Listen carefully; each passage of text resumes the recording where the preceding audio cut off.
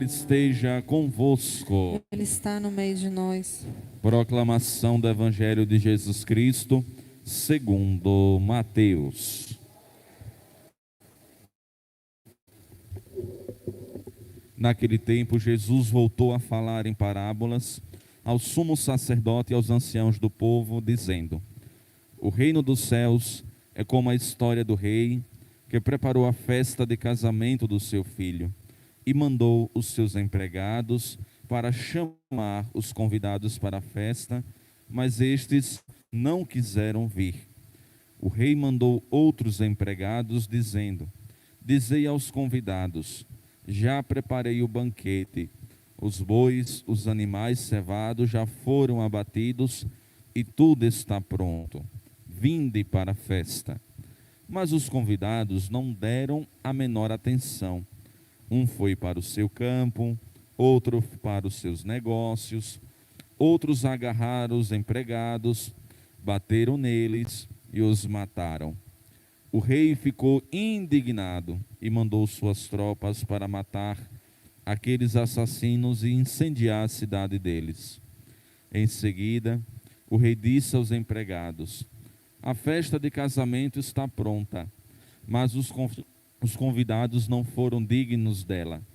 Portanto, ide até as encruzilhadas dos caminhos e convidai para a festa todos os que encontrardes. Então os empregados saíram pelos caminhos e reuniram todos os que encontraram, maus e bons. E a sala da festa ficou cheia de convidados. Quando o rei entrou para ver os convidados, observou ali um homem que não estava usando traje de festa e perguntou-lhe: Amigo, como entraste aqui sem o traje de festa? Mas o homem nada respondeu. Então o rei disse aos que serviam: Amarrai os pés e as mãos desse homem e jogai-o fora na escuridão. Ali haverá choro e ranger de dentes, porque muitos são chamados, mas poucos são escolhidos. Palavra da salvação.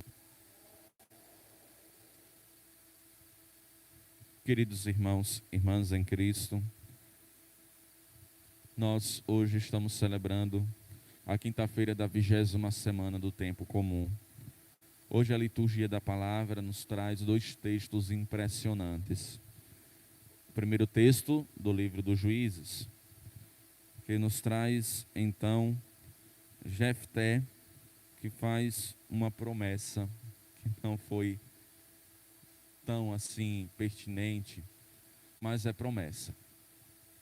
Ele havia feito uma promessa descabida, mas promessa é promessa.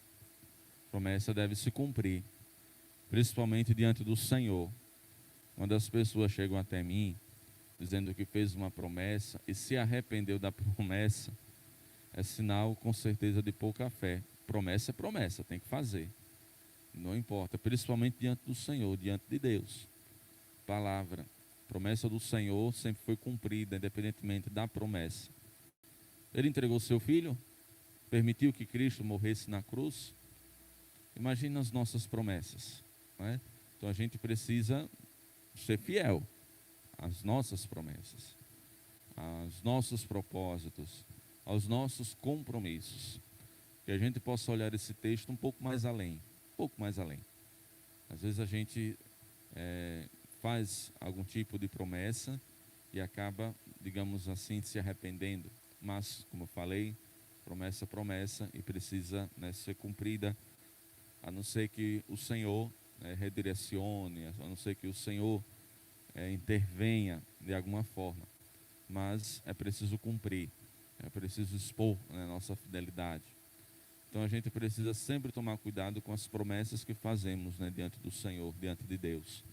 É coisa séria, promessa é coisa séria. E quando ela não se cumpre, olha, não vem coisa boa não, pode ter certeza. Da vida, como consequência. Não que Deus vai castigar, não, nada disso. Deus não castiga. Nós é que nos castigamos com as nossas infidelidades, com a nossa falta de palavra, não é? Com as nossas atitudes, com as nossas escolhas que não são boas. Consequências. Por muito tempo, as consequências dos atos humanos foram ditas como castigos de Deus. Deus não castiga, Deus não é um ser mau. Deus é Deus. Deus na sua bondade ôntica reina a bondade, né? Reina a bondade. A maldade está no maligno, no Satanás, no diabo, naquele que não presta, né? Em Deus reina a bondade. Agora, as nossas escolhas é que ou dos outros, ou seja, a escolha humana é que faz com que haja bondade, haja as consequências boas e haja também as consequências negativas, as consequências ruins. A gente chama até de penas. Então, o quanto é importante a gente tomar consciência daquilo que a gente faz. Num momento de euforia, às vezes a gente faz promessas descabidas. Eu vou andar de joelhos daqui para a Catedral Metropolitana, por exemplo. Eu vou, não sei, eu vou até o Vaticano, caminhando, por exemplo. Então, a gente tem que tomar cuidado, com as nossas promessas, descabidas. Jefté com certeza aprendeu, mas foi fiel ao Senhor. E é interessante que a sua filha, também com muita fidelidade ao Senhor, pôde compreender, Deus sempre é o dono da vida, Deus sempre é o autor da vida. Porém, muitas vezes, o que causa morte em nós são as nossas escolhas, são os nossos pecados, são as nossas falhas, são as nossas situações. Hoje nós temos também uma passagem belíssima, que retrata como é a nossa vida cristã. Evangelho de Mateus, capítulo 22. E Jesus fala que uma parábola, ele cita uma parábola, ele proclama, uma parábola aos sumos sacerdotes, anciãos do povo, para explicitar como é a dinâmica do reino dos céus. Primeiro, Deus, que é o Rei, Senhor, sempre nos chama, sempre nos convoca para desempenharmos alguma tarefa, alguma missão. É a dimensão da vocação. Como diz o próprio texto bíblico, no versículo 14, no finalzinho, muitos são chamados, mas infelizmente poucos são escolhidos. Não que Deus é seletivo, não que Deus escolhe aqueles que são os melhores, mas nós, com a nossa adesão, com as nossas respostas, é que fazemos a própria seleção das coisas na nossa vida. Deus sempre vai nos chamar para algum desígnio, para alguma missão. Sempre vai nos chamar para a santidade. É uma das primeiras vocações. Primeira vocação, a vida. Segunda vocação, a santidade, a vida cristã. Então, são as primeiras vocações que Deus proporciona a todo mundo, a toda a humanidade. É o desejo de Deus que todos nós possamos vivenciar bem a nossa existência e que a gente busque a vida de santidade por meio do exercício do ser cristão, discípulo e missionário. Então Deus chama a todos, Deus convida, mas nem sempre a resposta é positiva, nem sempre a gente consegue acolher a vocação, acolher a presença de Deus em nós, por conta dos nossos pecados, dos nossos egoísmos, dos nossos achismos, das nossas vontades, muitas vezes desmedidas. Então a gente sempre tem dificuldades de responder com generosidade à vocação que o Senhor planta em nós, que o Senhor coloca em nós. Então, o que fazer? Contar somente com pouquíssimos convidados ou com ninguém na festa do reino dos céus? De forma nenhuma.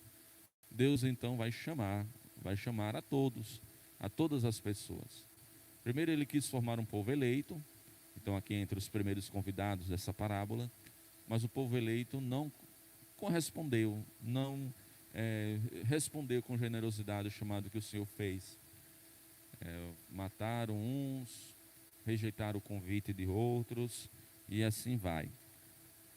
Então o que foi que ele fez? Ele estendeu o convite a todas as pessoas, povos judeus, povo judeu, povos pagãos. Estendeu o convite a todos para participarem da festa do reino de Deus, isto é, para fazer parte do ser cristão. Todos nós somos esses convidados, todos nós somos esses convidados para a ceia, para o reino do Senhor, e devemos nos sentir como convidados. Deus já nos fez esse convite E nós então já participamos desta grande ceia, né, do Senhor. O seu reino de Deus é aqui. Muitas vezes a gente sai de fininho da festa, muitas vezes a gente quer fugir, muitas vezes a gente quer fazer a festa do nosso jeito, mas nós já fomos convidados. O que a gente então precisa fazer é perseverar, meus irmãos e minhas irmãs, perseverar na caminhada do Senhor, nessa grande festa, né, do reino de Deus, que se faz presente em nós. Perseverar nas nossas orações, perseverar na Eucaristia, perseverar na vida sacramental, perseverar no testemunho do ser cristão, perseverar, meus irmãos, na caminhada com Jesus. É a perseverança aqui que vai contar, se nós vamos continuar sendo esses escolhidos de Deus até o fim, até o momento, né, do nosso encontro definitivo com Ele. Então esse texto deseja direcionar o nosso olhar para o presente, como está o desempenho nosso como cristão, e também deseja direcionar o nosso olhar para o futuro, para o momento em que a gente se encontrar definitivamente com Jesus. Entra aqui o aspecto mesmo existencial, espiritual, e entra aqui o aspecto escatológico, né, do final dos tempos. A que a gente persevere, né, nesse grande banquete aqui na terra, dado por Cristo, que é a Eucaristia, que é a palavra, para participarmos um dia no banquete maior, no banquete celeste, no banquete do reino dos céus, na eternidade, na glória dos eleitos. Então esse texto é um texto que tem essa dupla direção, que não é para nos causar medo, ao contrário, é para nos estimular na caminhada. Aqui não tem nenhuma intenção, né, do Senhor de causar medo em nós. A gente não deve seguir a Jesus, seguir a Deus por medo.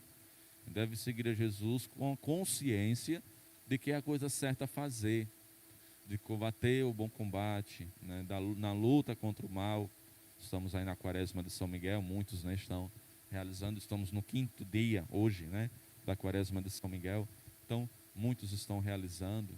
Então, é importante a perseverança na luta, né, contra o mal, na luta contra as tentações que a gente sofre na vida. Espero que todos estejam fazendo bem, né, a Quaresma, estejam perseverando nessa prática cristã, que é muito importante, né, que se faça, e para que esse reino de Deus possa já acontecer aqui na terra, por antecipação, com as nossas atitudes, com a nossa adesão ao projeto de Deus na nossa vida, de felicidade, de realização, de vida e de santidade, para que também um dia a gente, né, possa vivenciar o reino eterno na glória dos céus. Hoje é quinta-feira, dia do Senhor, dia da adoração. É um dia também da gente olhar ainda mais intensamente para a Santa Eucaristia. Então, este banquete, né, do Senhor, efetivamente falando, na Eucaristia. A Eucaristia é o banquete de todos nós, é a nossa grande festa. A missa é a grande festa, né? Não a festa como a gente concebe aí no aspecto cultural da sociedade, né, com bola de assopro, né, com exultações e vibrações desmedidas, muitas vezes por aí na cachaçada. Não é esse tipo de festa. A Eucaristia é a festa da celebração, é a festa do encontro dos filhos de Deus diante de Jesus, diante de Cristo, que se sacrifica de forma incruenta, né, por amor a todos nós, para nos fortalecer, nos alimentar, para gerar essa vida em nosso meio, em nosso coração, para gerar essa fortaleza diante das tentações, diante das situações da vida. Jesus Cristo, nosso Senhor, que se faz em nosso meio, é o nosso grande e maior banquete aqui na terra. Eu fui lá no fundo, e os nossos trabalhadores estavam tomando um cafezinho e me convidaram, né, para o café, né? Eu disse, muito obrigado, né? Eu queria, mas vocês podem ver, eu estou paramentado. Eu vou fazer primeiro o café aqui, né? Ou seja, a refeição, o banquete espiritual, né? Depois a gente vê, né, o banquete material. Então aqui está o nosso maior banquete, tá? Aqui é a nossa maior fortaleza, o maior nutrimento, né, da nossa alma, que é Jesus presente na Santa Eucaristia, celebrada, palavra partilhada e comunhão oferecida.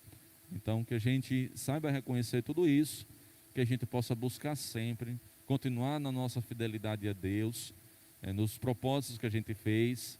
É interessante que no dia de hoje, no 5º dia, né, da Quaresma de São Miguel, nosso Senhor nos apresenta essa primeira leitura, quanto é importante a gente cumprir as nossas promessas. Olha, os propósitos feitos durante a Quaresma. Acredito que todos vocês devem ter feito, né, um propósito, devem ter feito uma penitência, devem ter feito alguma coisa. Então, é importante que a gente aqui, né, possa, então, reforçar, né, esta atitude, né, de cumprir, né, os propósitos, né, de cumprir a penitência, não para uma satisfação pessoal, mas principalmente, né, para a glória de Deus e para a nossa conversão. Glória ao Pai, ao Filho e ao Espírito.